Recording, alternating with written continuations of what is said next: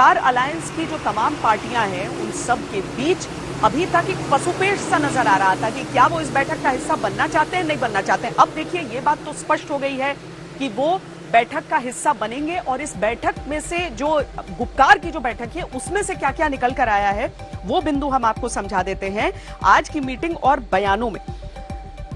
सबसे पहली बात तो यही कि इन नेताओं ने पीएम से मीटिंग का मन बना लिया है, फैसला कर लिया है। अभी तक ये लोग दुविधा में थे।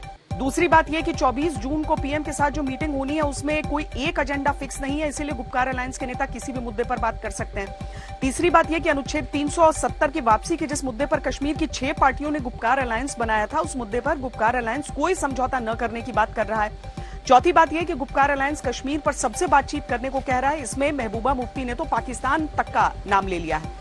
पांचवी और सबसे बड़ी बात यह कि गुपकार अलायंस के पीएम की मीटिंग में जाने के फैसले से यह आसार दिखने लगे हैं कि कश्मीर में जो राजनीति 2 साल से ऑफ थी वो अब ऑन हो गई है। प्रधानमंत्री ने 24 जून की मीटिंग के लिए 14 नेताओं को न्योता भेजा था। ये सभी नेता मीटिंग में शामिल होंगे। इसमें पूर्व मुख्यमंत्री वहां के फारूक अब्दुल्ला, उमर अब्दुल्ला, महबूबा मुफ्ती सब शामिल हैं। इसके अलावा सीपीएम से मोहम्मद यूसुफ तारिगामी का नाम है। कांग्रेस से पूर्व मुख्यमंत्री गुलाम नबी आजाद के अलावा ताराचंद और जय मीर का नाम है। पीपल्स कॉन्फ्रेंस से सज्जाद लोन, पीडीपी के पूर्व नेता मुजफ्फर बेग, अपनी पार्टी के नेता अल्ताफ बुखारी का नाम है। बीजेपी से प्रदेश अध्यक्ष रविंद्र रैना, पूर्व डिप्टी सीएम निर्मल सिंह और कविंद्र गुप्ता का नाम है। और पैंथर्स पार्टी के प्रोफेसर भीम सिंह को भी पीएम की मीटिंग में बुलाया गया है।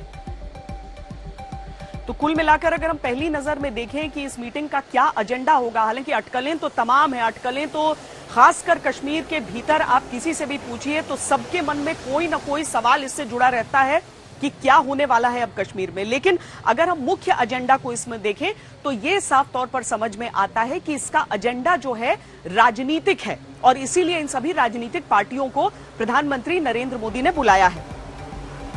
राजनीतिक प्रक्रिया जम्मू कश्मीर में तब से शुरू हो गई थी जब डीडीसी और पंचायत के चुनाव हुए थे, लेकिन इस राजनीतिक प्रक्रिया को आगे ले जाना, उसमें सबको साथ लाना, सबकी सहमति बनाना, इसके लिए बातचीत और राजनीतिक पहल की जरूरत थी जिसे पीएम ने अब शुरू किया है।